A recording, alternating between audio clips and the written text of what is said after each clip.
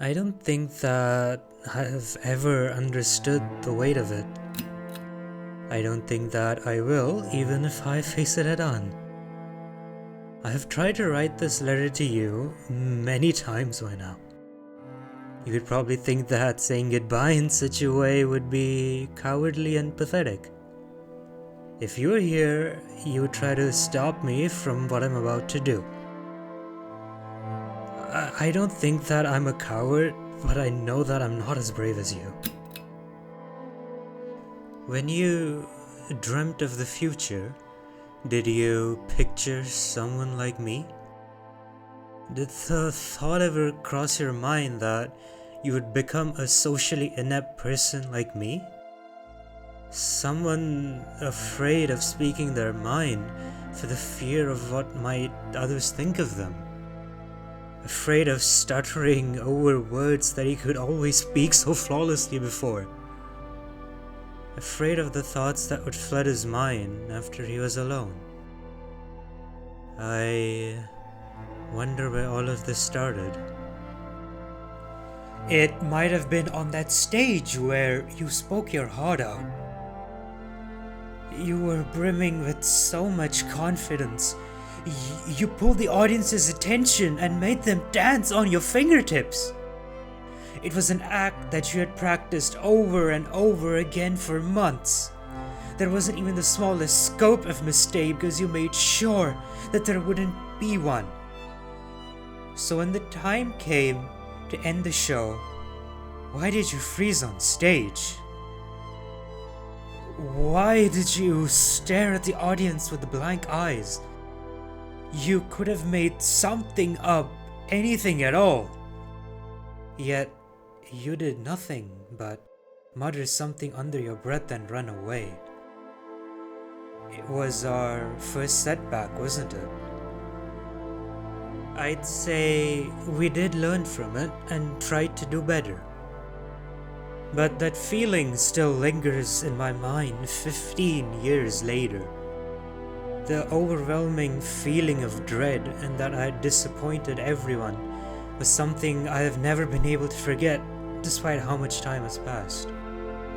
We told ourselves that it would get better from there, but everything just seemed to add up over time. Small mistakes that shouldn't have mattered became core parts of our memory. Brushing shoulders against strangers and not knowing how to apologize. Asking our friends to place our orders for food so that we didn't have to do it. And not saying anything to the people who cut in line in front of us. It's inconsequential, but I think everything began to add up over time. And all I did was watch my own life from the sidelines, hoping that someone else would come to save me. At the end of the day, I didn't try to save myself either, and neither did anyone else. When I was struggling to get a job, I would think about you. I'd think about the dreams you had about the man I would be, and the happy ending that existed at the end of this. I remember that you would list out your dreams, changing your mind as the days went on. But it didn't matter because you always shot for the sky. But when I had the list, I couldn't bring myself to write anything more on it. All I could do was cross out your dreams over and over again to make myself feel better. I told myself that it was unrealistic and childish, but I knew that I was only doing it because I was too afraid to write anything more on it.